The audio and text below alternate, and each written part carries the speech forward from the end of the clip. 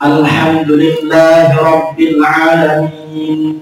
Wabihi nasta'in ala umuri dunya waddin. Wassalatu wassalamu ala ashrafil anbiya wal mursalin Nabiyyina Muhammadin sallallahu alaihi wasallam wa ala alihi wa ashabihi wa tabi'in wa man tabi'ahum bi ihsan ila yaumiddin. Asyhadu an la ilaha illallah wahdahu la syarika lah al-malikul haqqul mubin wa asyhadu anna sayyidana Muhammadan abduhu wa rasuluh shadiqul wa'dil amin. Amma ba'du, faya ayyuhal hadirun ittaqullaha haqqa tuqatih wa la tamutunna illa wa antum muslimun.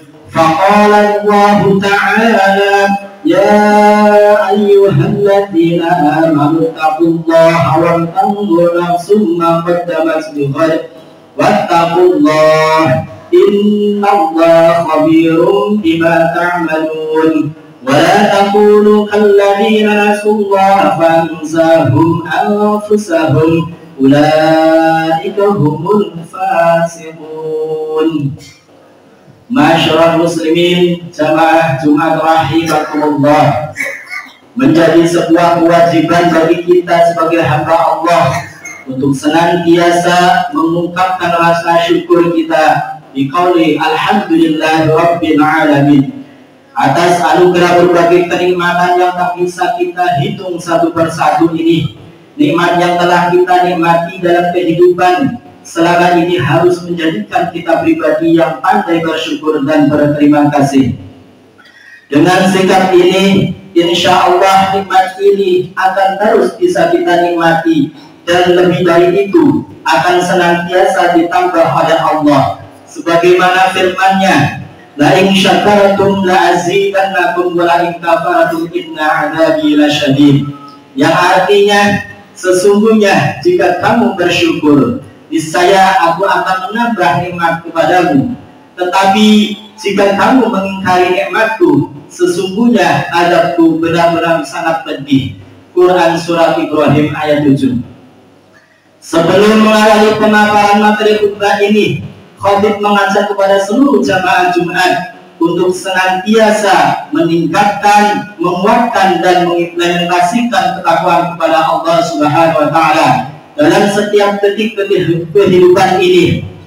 Wasiat takwa ini menjadi kewajiban untuk disampaikan oleh khatib kepada jamaah dan menjadi salah satu rukun khutbah yang jika tidak disampaikan maka tidak sempurnalah khutbah Jumat yang dilakukan dan berdampak pada ketidakabsahannya rangkaian ibadah sholat Jumat.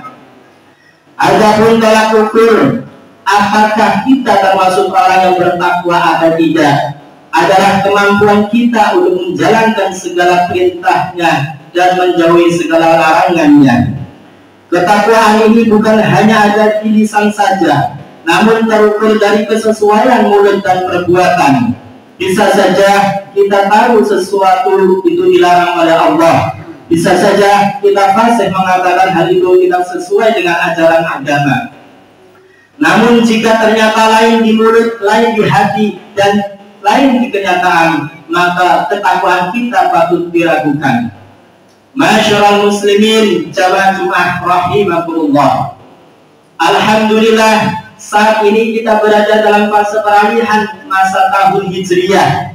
Bulan Dzulhijjah sebagai bulan terakhir berganti dengan Muharram sebagai awal bulan tahun Hijriyah. Pergantian tahun ini tidak boleh dimaknai sebagai pergantian waktu seperti biasanya.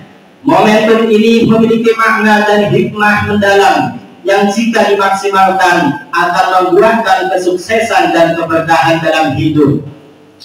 Bergantinya tahun ini harus dijadikan sebagai waktu untuk melakukan muhasabah, evaluasi, introspeksi, dan perjalanan hidup selama ini agar kedepannya lebih baik lagi. Jangan sampai dengan terus berjalannya waktu kita tidak mampu mengambil ibrah, hikmah, dan pengalaman. Dengan merenungkan masa lalu, kita bisa meninggalkan hal-hal yang negatif dan mengambil sisi-sisi positif sebagai bekal menghadapi masa depan. Kita harus optimis bisa melakukan perubahan lebih baik di masa yang akan datang dengan terus melakukan ikhtiar-ikhtiar terbaik. Rasulullah SAW bersabda sebagaimana disebutkan dalam sebuah riwayat, "Man kana yaumuhu khairan min amsi fa huwa rabih, wa man kana yaumuhu mithla amsi fa huwa maghbun, wa man kana yaumuhu syarran min amsi fa huwa mal'un." Yang artinya, siapa saja yang hari ini lebih baik dari hari kemarin, maka ia tergolong orang yang beruntung. Dan siapa saja yang hari ini sama dengan hari kemarin, maka ia tergolong orang yang merugi. Dan siapa saja yang hari ini lebih buruk dari hari kemarin, maka ia orang yang dilaknat atau celaka. Hadis riwayat Al-Hakim. Allah juga sudah mengingatkan dalam Al-Quran surat Al-Hasyr ayat 18.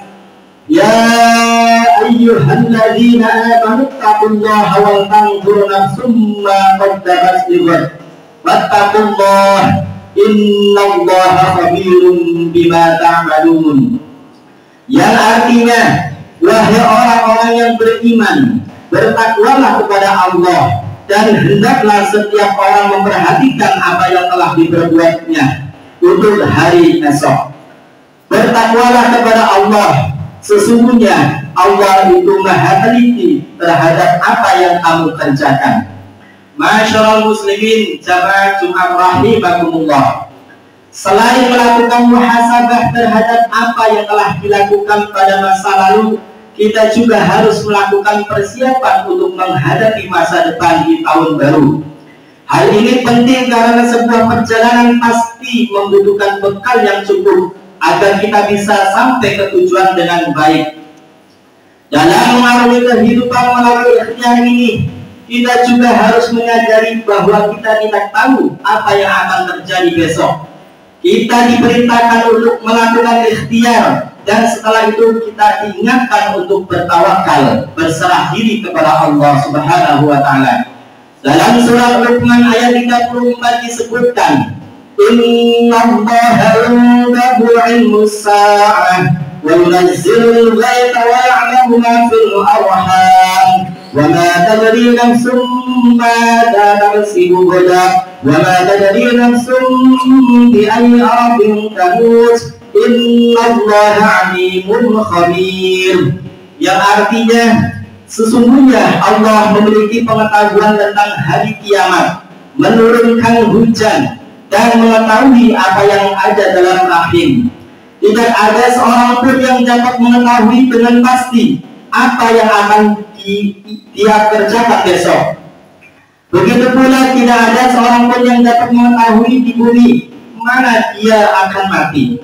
Sesungguhnya Allah maha mengetahui lagi maha teliti. Ayat ini menunjukkan kekuasaan Allah atas masa depan dan ketidaktahuan kita tentang apa yang akan terjadi besok. Dalam satu ayat ini Allah menunjukkan 5 kekuasaannya sekaligus tentang masa depan. Pertama, Allah lah yang tahu kapan kiamat akan terjadi. Tidak ada satupun manusia yang tahu kapan kiamat datang. Kedua, Allah lah yang mengetahui kapan hujan akan turun untuk menghidupkan bumi ini dan memberi rezeki kepada manusia untuk bekal kehidupan di dunia. Yang ketiga, Allah lah yang tahu apa yang ada dalam kandungan seorang ibu.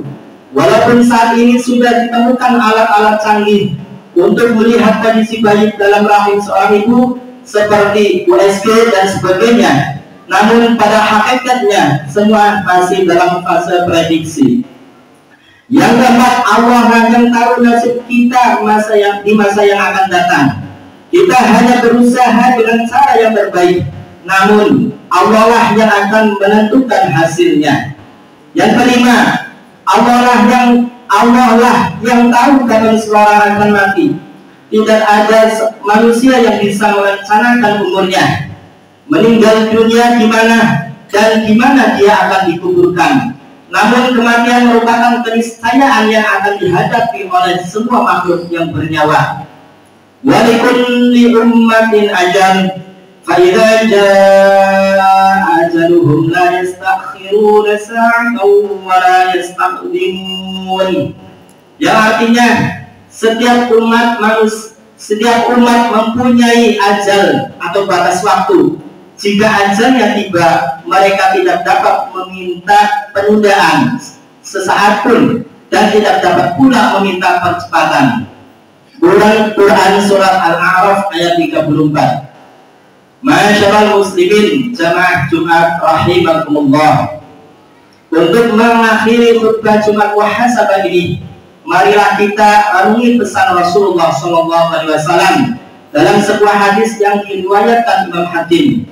Ihtamin khamsan qabla khamsin, syababaka qabla dirabik, wa sihhataka qabla syaqwamik, wa ghinaaka qabla faqurik, wa faraghaka qabla syughlik, wa hayataka qabla mautik. Yang artinya, gunakan 5 perkara sebelum datang 5 perkara. Masa mudamu sebelum masa tua, sehatmu sebelum sakitmu, kekayaanmu sebelum miskinmu, waktu luangmu sebelum kesibukanmu, dan kehidupanmu sebelum kematianmu. Barakallahu li wa lakum fil Qur'anil azim, wa nafa'ani wa iyyakum bima fihi minal ayati wa dzikril hakim, wa taqabbalallahu minni wa minkum tilawatahu innahu was-sami'ul 'alim. Aqulu qawli hadza wa astaghfirullahal 'azim li wa lakum wa lisa'iril muslimin wal muslimat fastaghfiruh innahu huwal ghafurur rahim.